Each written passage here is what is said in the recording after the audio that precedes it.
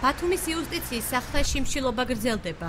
მოშიმშილეებმა დღეს აქცია გამართეს და განაცხადეს, რომ იმ შემთხვევაში თუ კი მათი მოთხოვნა არ დაკმაყოფილდება და დაკავებული თანამდებობიდან ალთანდილ კილაძე არ გადადგება, ისინი ორშაბათიდან მშრალ შიმშილობას დაიწყებენ.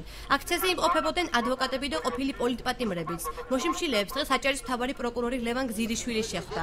მან მოშიმშილეებს მოუწოდა პროტესტის უკიდურეს ზომას თავი აარიდონ, რადგანაც მათი მოთხოვნა უკვე გათვალისწინებულია და ალთანდილ კილაძეს საქმის შესწავლა უკვე მიმდინარეობს.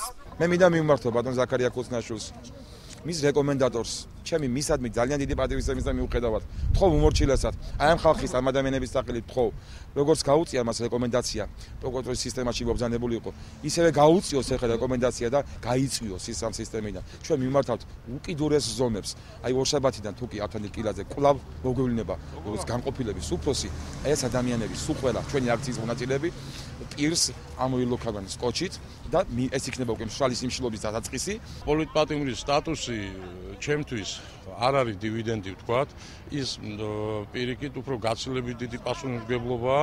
გამომდინარე აქედან მე ჩავთვალე საჭიროდ რომ უნდა ვიყო მუდამ იქ, სადაც საზოგადოების აი ღირსეული ნაწილი გამოსული დგას და სადაც მართლა უჭირს და სადაც რომ მართლა გულწრფელად მინდა ვთქვა რომ მსხვერპლია და აი ამ შემთხვევაში პირდაპირ მნიშვნელობით იმ ძველი რეჟიმის მსხვერპლია ეს ხალხი. ვითხრეთ რომ მიდის ახლა ამ მასალის დამუშავების პროცესი ამ განცხადებებისა და პრეტენზიებისა თუ რაც იყო, რაც მე მათ თან არ მაქვს ასეთი რომ რასაკეთებენ ეს უცებ. ამ პერიოდში როცა პროკურორის დანაშაულის ან თუნდაც დისციპლინარული გადასტურების საკითხი დადგენილი არ არის, წავხვიდეს და არ არის მართებული.